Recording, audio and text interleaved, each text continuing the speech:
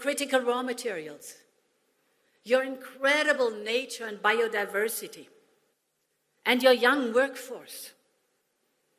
You can help clean up global energy systems and supply chains while creating good jobs here and economic opportunities that your people demand, rightly so. This is a win-win partnership which benefits Africa and the world.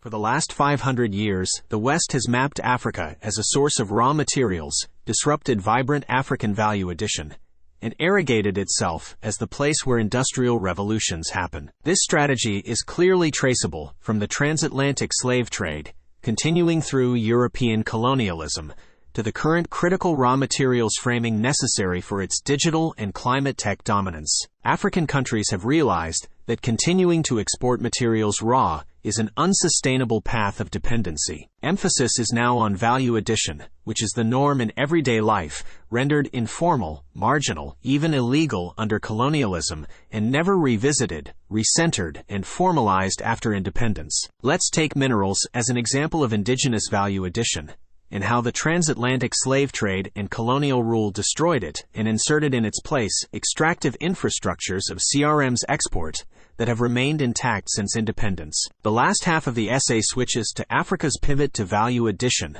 zeroing in on Zimbabwe and the Democratic Republic of the Congo as case studies, focusing on chrome, cobalt, and lithium. These minerals constitute the basis for the electric vehicle, smartphone, lithium-ion battery, semiconductor, and other electronic manufacturing.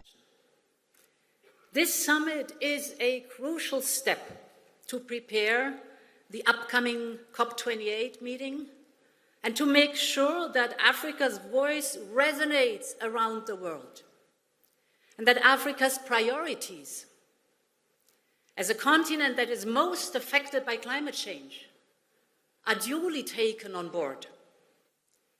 Today, I'm here not only to listen to you, but also to bring Europe's offer to be your ally at COP28 and to work together on all issues on the agenda. Because however different our two continents may look, we share the same interests when it comes to climate action. We hear you, President Ruto, and dear friends, when you say that Africa's first priority is to grow your economy, yes, and lift as many people as possible out of poverty. Yes, you're so right. Climate action is part of the solution. You are part of the solution. With your huge potential for renewable energy and clean hydrogen, your critical raw materials, your incredible nature and biodiversity, and your young workforce. You can help clean up global energy systems and supply chains while creating good jobs here and economic opportunities that your people demand, rightly so. This is a win-win partnership which benefits Africa and the world. For instance, the benefits of expanding Africa's clean energy sector would be massive. By speeding up the transition to solar and wind power, energy sector jobs in Africa could double in a few years. And Africa could produce enough clean energy not only to power up your continent, but also to export abroad. Climate action can be one of the main drivers of Africa's growth. But for this, Africa needs massive investment. And Europe wants to be your partner, in closing this investment gap. First of all, we fully support the need for multilateral development bank reform. It is time to move from words to action, absolutely. Secondly, investment has to come. And this is why 150 billion euro in our investment plan are designated for Africa. We call it Global Gateway. They are aimed at the African continent. Global Gateway supports investments ranging from hydropower plants in the DRC, Burundi, Rwanda, and Tanzania, to the 1 billion euro initiative on climate adaptation and resilience in Africa, which we announced at COP27. And Global Gateway is unique in the global investment landscape. We're not only interested in extracting resources. We want to partner with you to create local value chains, to create good jobs here in Africa. We want to share European technology with you. We want to invest in skills for local workers. This is crucial for the young people, because the stronger you are as suppliers, the more Europe will diversify supply chains towards Africa, and the more we both will de-risk our economies. It's a clear win-win. Namibia, for instance, is now building a new hydrogen industry, as well as rare materials value chains in partnership with Europe. And later this morning, President Ruto and I will conclude a new hydrogen partnership between Kenya and the European Union, with the objective to further develop the green hydrogen economy and with the full support of Team Europe. This is good news for Africa and for Europe alike. So we should work very closely as partner.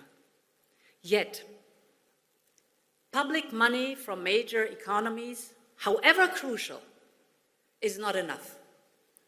And this is why we need to bring the conversation on climate financing to the global stage at COP28. Let me briefly share 3 specific points that will be discussed here in Nairobi to pave the way towards COP28. First, on attracting private investment to Africa. Second, on carbon pricing and carbon credits. And third, on setting global targets for the energy transition. On the first point, the green transition will require an unprecedented scale of private investment. Public finance will not suffice. This is true for Europe, but it is also true for emerging market and developing economies. Private capital will need to be mobilized at scale. And here, green bonds are widely recognized as providing part of the solution. This is why we just put forward a new proposal to attract private investment. It's called Global Green Bonds Initiative. We know that emerging economies can face hurdles to access capital markets, but we can change that together. Europe has the biggest and most advanced green bond market in the world, so we are ready to share our expertise with your teams on how to develop your own green bond markets, and at the same time, we will push on the investor side. Together with the European Investment Bank and our member states, we are allocating 1 billion euros to de-risk private investments in emerging markets. This could help to attract up to 20 billion euros in sustainable investment. So, let's work together on that to build and grow Africa's green bond markets, and let us bring together this crucial point to COP28. There's another solution that would unlock huge resources for climate action in Africa, and that is carbon pricing and true carbon credits. And this is my second point. I believe, as you do, President Ruto, that setting a price on carbon emissions is one of the most efficient and one of the most effective tools in our hands, because it fosters innovation by the private sector, that's crucial, because it makes heavy polluters pay a fair price, that is necessary, and because it creates revenues that can support the clean transition in developing countries. That's what we need. And this includes also to include the carbon sinks that have been mentioned, and you are rich in carbon sinks here, and to reward this contribution. We have to get there. We will discuss this in more detail in the next session, so let us work together to bring a proposal for global carbon pricing and true carbon credits at COP28. And finally, on global energy goals, if we are to limit global warming to 1.5 degrees, we have to speed up the global energy transition. That means if we want to match our goals, we need to triple renewable energy capacity, and we need to double energy efficiency by 2030. This sounds bold, but it is doable. If we step up global investment in renewables, this would make clean energy more affordable for all countries, including here in Africa. And this is why COP28 President Dr. Sultan Al-Jaber and I champion an initiative for global targets for the energy transition to be achieved collectively. Because only what gets measured gets done. So, the global goals will provide a benchmark to track the progress and to attract even more private investment. So, I look forward to working with you on this and much, much more. I hope that Africa and Europe will join forces to reach a global agreement at COP28. Ladies and gentlemen, these three proposals may look bold. They may look impossible to achieve. But in the beautiful words of Nelson Mandela, who said, "It always seems impossible until it's done."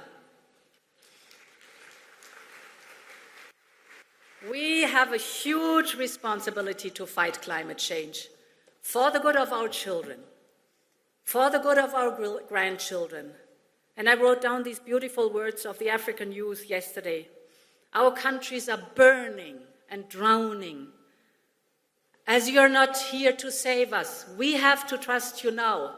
So, my friends, let's reward the trust of these young people and show responsibility. Let's join forces for COP28. Many thanks. I feel so honored for being invited. Thank you.